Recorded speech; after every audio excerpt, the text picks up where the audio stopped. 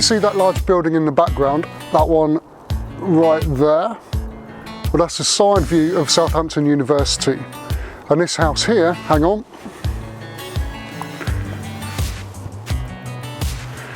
This was recently purchased by a friend of mine who's an experienced investor and landlord, and he's refurbished it and turned it into a student accommodation, and he's invited us to take a look inside.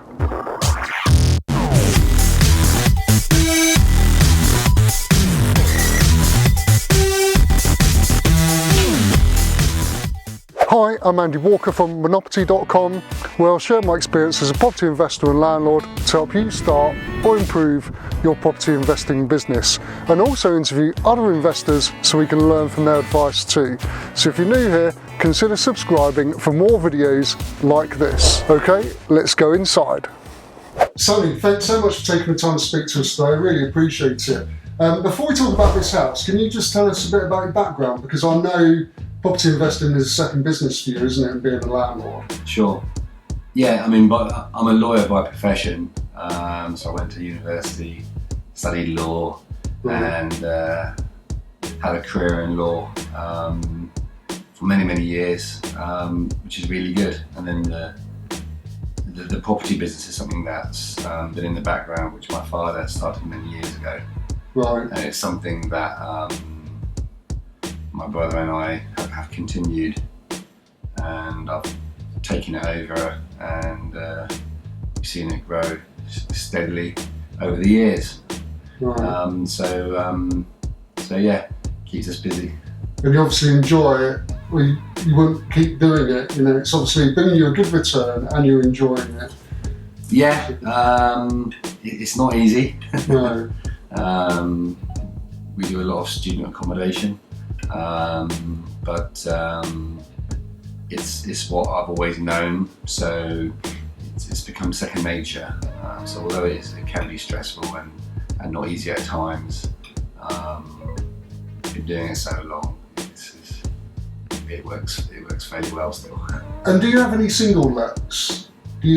No. They're all HMOs, are they? They're all largely HMOs. There's a few flats here and there.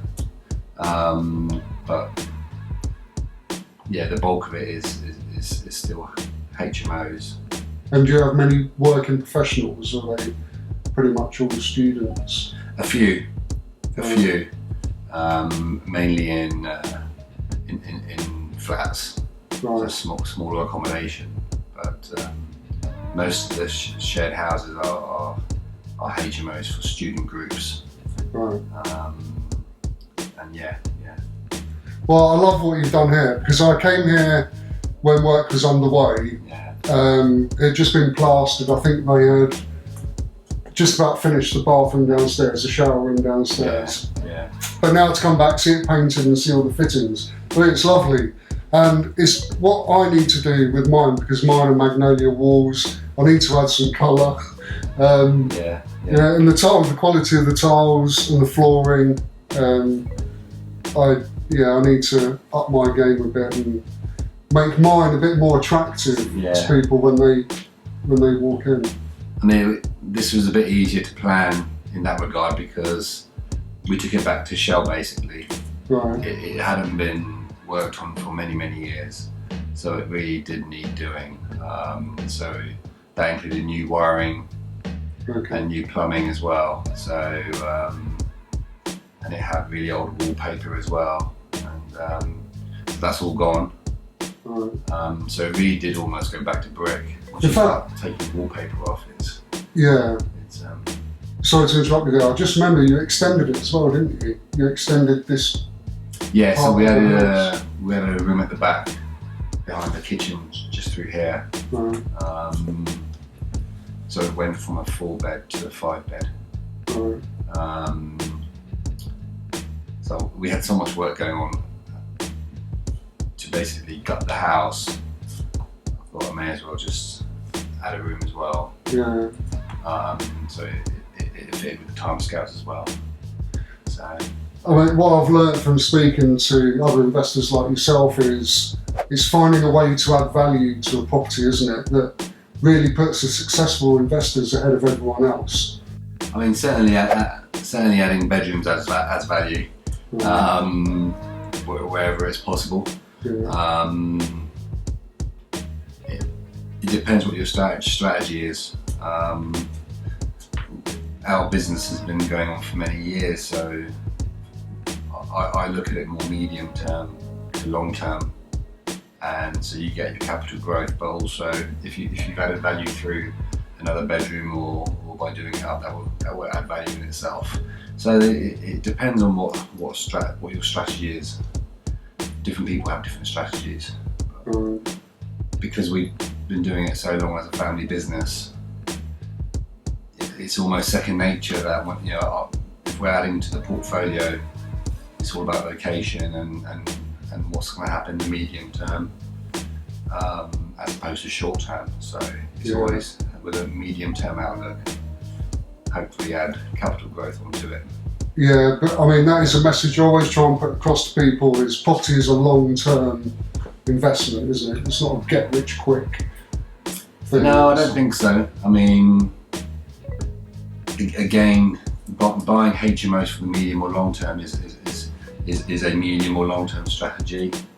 If you get a place cheap and it's below market value and you want to do it up and sell it for a small profit, then I guess that's a different strategy and a different type of investment. So I mean, that works as well. So it really depends what your aim is. But I guess trying to get investments at a low price is kind of up there, top of the list. But it's difficult. It depends on location. Location still is a driving factor, and so if you want something in a good location like this, then it's difficult to get anything below market value. The properties are still selling quite fast based on location. All right, and that brings me on to my next question actually. How did you find this property? Was it through an estate agent? I knew the owner because I owned the house next door. Right. So he did advertise it with a couple of agents. I wasn't really interested in buying it, but then a couple of sales fell through for one reason or another, and then I had a change of heart and thought, well, okay, maybe I'll go for it. Right. And then did a deal through the estate agent. It was quite a quick sale, so I think that helped the seller as well. Okay. So it made it more favourable as well to me because I could do a quick sale, Right. quick purchase, sorry. Yeah. And it went quite smoothly, yeah. Okay. Yeah. I mean, it's good to hear you say that, because that's, again, something else I've mentioned, is that people don't always look for the best price. Speed can be a good factor for someone who's selling. Whether it's private or business, if people know the purchaser can do a quick sale, that sometimes can give you an advantage, and on occasion it can help you get a better price. So I say a lower price for the property, but that is not always the case. It really depends who the seller is. Are they a private seller? Are they an investor? Yeah. And then do they care about doing a quick sale? Yeah. But I guess it depends on their plans as well, doesn't it? What they're wanting to do once they've sold.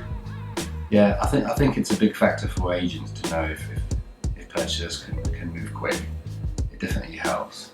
I mean, mortgages have become more and more difficult, even for investors.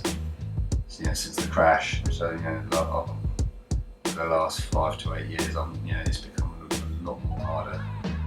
Regulation, a lot more process, a lot more paperwork, Right. a lot more analysis Yeah. of your backgrounds, etc. So it's become much more difficult to get hold of money. That can put people off. I guess it helps being a bit more established like ourselves, but it still can be difficult. So how long did the renovations take? What kind of yield are you receiving from this? Yeah, so renovations took about 3 months. Right. Perhaps a bit less than that. That's good going, considering the extension. Yeah, it was very quick. Builder did a good job. It was quick, and that helped. The yields, yeah, I mean, I did spend a fair amount of money on it because new wiring, new bathrooms, new kitchen, new flooring, pretty much new everything, plus the extension. But still, the yields probably. I mean, the rent I charge at the moment is a very good rent. I mean, other landlords charge more, so I could increase that yield slightly. Right. It's about 9.5%. Right, that's still good. So it's okay. Yeah, that is still good. The biggest thing is trying to calculate costs. It still can be quite difficult. Right. But it depends how you work with builders. Whether you try and manage things yourself, or whether you outsource everything to a builder. Yeah. So yeah. And I remember this was finished around October time, wasn't it? So this kind of student market had already found their accommodation for that year. Because I remember you saying when we spoke before, when the work was being done, that you might struggle to find tenants.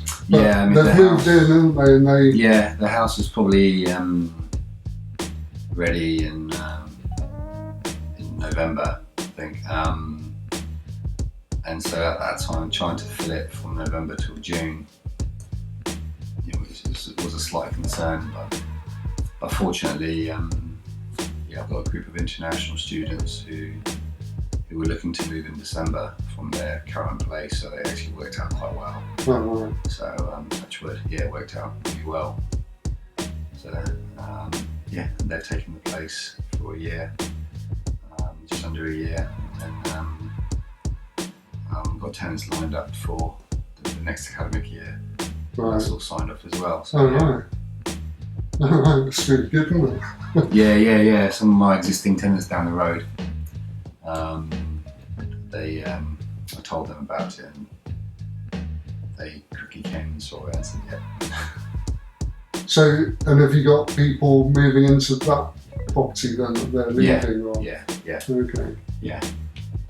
You ready for the quick fire round? Yeah. Coffee or tea? Coffee, without a doubt. Mac or PC? Mac. Your favourite social media platform? Not a big fan of social media. I'm trying to get into it, but yeah, if there is something I tend to use, it's probably Facebook. Right. I have recently downloaded Twitter, Instagram, and Snapchat just to see what all the fuss is about. Yeah. Not that I use it a lot, but it's kind of, you can't really ignore it, can you? You can't, and I think you've got to try it, as you say, to see what it's about. A favourite film or documentary? Yeah, big Star Wars fan. Sci-fi, so Star Trek, Star Wars. Did you enjoy The Last Jedi? I did. I thought it was really good. I did. It did have some mixed reviews. Some people, but some of the die-hard fans weren't too happy with some things. I won't throw any spoilers in here, but I enjoyed it. Overall, it was good. I did hope for a little bit more, but overall, being a die-hard fan, I was happy with it. If you could sit down and speak to anyone for 30 minutes for inspiration, who would it be? I guess on the entrepreneurial side, it's probably a bit of a cliche, but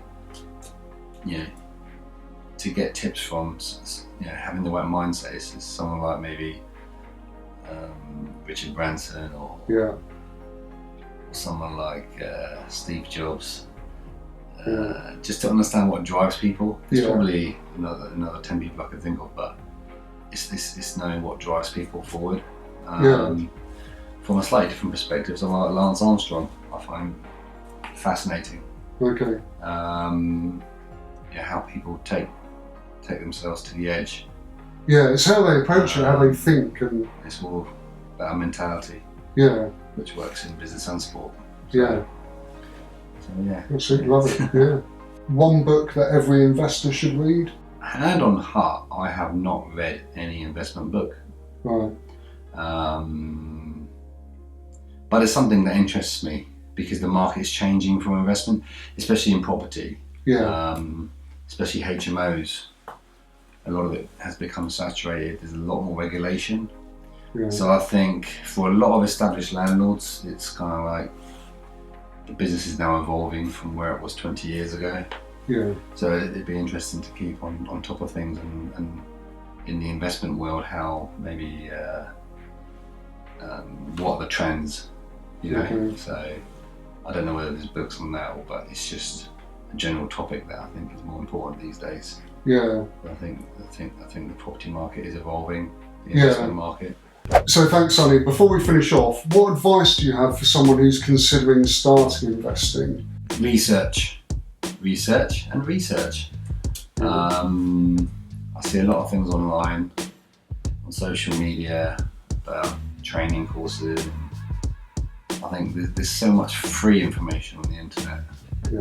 I kind of wonder why people choose to pay for the privilege of getting information when it's all there for free. But it does help. I think the internet gives you a whole raft of information that gives you a good foundation, and can give you good knowledge, and then you can lead on to perhaps getting some training or knowledge if you think you need it. But it's doing your research, and that could be different types of investment there are, to knowing your market, knowing your location, you know, where are you investing. There's a big difference in perhaps in the south investing for, you know, properties that are worth more money. Yeah. Whereas some people may go up north where they think the yields are better, and they are. It's just thinking about the pros and cons of doing that, because living in one location and having property in another can cause problems. Yeah. Yeah. So it's just having a clear strategy before you execute. Yeah. It's figures. It all boils down to figures in the end of the day. So you need to make sure your figures are correct and accurate. But I think definitely my biggest advice is knowing your figures, having a business plan, writing things down, and then executing. But just doing your homework. Yeah. Nothing's easy. No. Brilliant. Well, Sonny, thanks ever so much for your time. I appreciate that. If you have any questions, please leave them in the comment section below. And if you found this video useful, please like and share. And if it's your first time here, definitely subscribe so you won't miss any of my future videos, which will all be geared towards helping you start or improve your property business. Thank you so much for watching, and I'll see you in the next video. But All right.